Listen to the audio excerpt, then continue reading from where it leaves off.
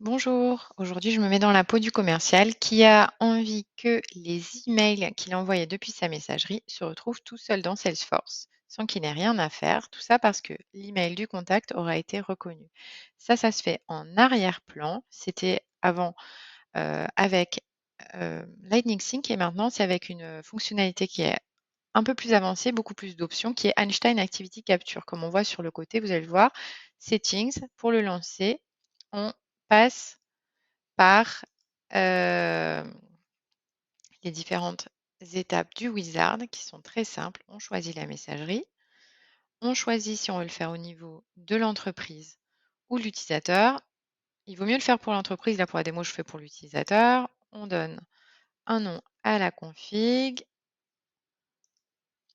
et on commence à choisir si on veut synchroniser les emails, les événements et dans quel sens, messagerie vers Salesforce ou le contraire, les contacts. Et si oui, quel contact je synchronise? Moi, je ne veux pas synchroniser les contacts, je vais passer à l'étape suivante.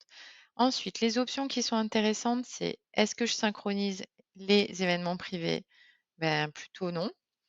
Est-ce que je veux supprimer les événements qui ont été supprimés dans la messagerie? Donc ça, c'est les options que j'ai cochées. Et si j'avais choisi de synchroniser les contacts, je peux même rajouter d'autres conditions pour filtrer un peu plus quel contact exactement je veux synchroniser. Donc là, il y a pas mal d'options pour aller un peu plus loin qu'avant. Quels sont les utilisateurs qui sont concernés par cette synchro? Donc moi, là, pour l'instant, je mets juste le système admin.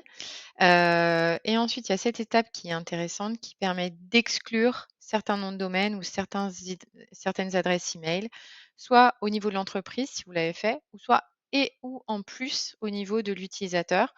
Hyper intéressant, pour tout ce qui est interne. Là, vous allez mettre le nom de votre société, et voilà et après, il y a peut-être, des emails, je sais pas, logistiques qui n'ont rien à faire, dans Salesforce, que vous pouvez, citer ici. Le partage, on partagera plutôt avec tout le monde plutôt que de rester en privé. C'est plus difficile, pour lancer la machine, je trouve, de passer, de privé à public si jamais vous changez d'avis. Regardez, on vérifie le rendu.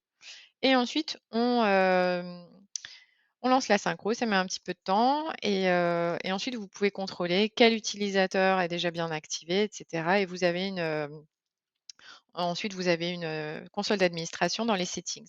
Ce qu'il faut retenir, j'ai fait une petite slide, c'est que on ne parle de synchronisation que des emails, des contacts et des événements, pas de synchro des tâches. Ensuite, on a 6 mois d'historique qui sont prévus dans la version gratuite. On peut filtrer les activités pour ne pas avoir, par exemple, de l'interne. On peut avoir un groupe qui va synchroniser les emails, les événements et un autre groupe qui synchronise que les emails. Et enfin, très important à comprendre, les activités ne sont pas stockées, elles sont juste affichées. Donc, on oublie les rapports standards. On aura des nouveaux indicateurs et tableaux de bord qui sont mis à dispo. C'est tout pour aujourd'hui. Merci.